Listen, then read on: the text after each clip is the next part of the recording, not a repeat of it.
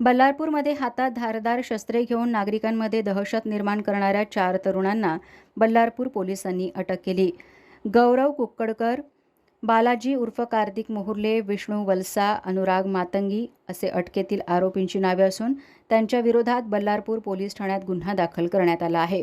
18 एप्रिलला बल्लारपूर पोलीस ठाण्याचे डीबी पथक शहरात गस्त राबवत असताना गुप्त माहिती मिळाली की किल्लावाड येथे 2 इसम हातात धारदार शस्त्रे घेऊन फिरत असल्याची माहिती मिळाली. या माहितीच्या आधारे गौरव कुक्कडकर, बालाजी उर्फ कार्तिक मोहुर्ले या दोघांना पोलिसांनी ताब्यात घेतले. त्यांच्याजवळून एक लोखंडी फायटर, एक चाकू जप्त केला. आरोपींची कसून चौकशी केली असता त्यांनी विष्णू वलसा, अनुराग मातंगी यांना देशी पिस्टल विकल्याचे सांगितले. या माहितीवरून विष्णू वलसा, अनुराग मातंगी यांना ताब्यात घेऊन त्यांच्याकडून एक देशी पिस्टल, 4 जिवंत काळतूस, एक दुचाकी जप्त केली. पोलिसांनी 4ही आरोपींविरुद्ध गुन्हा दाखल करून त्यांना अटक केली.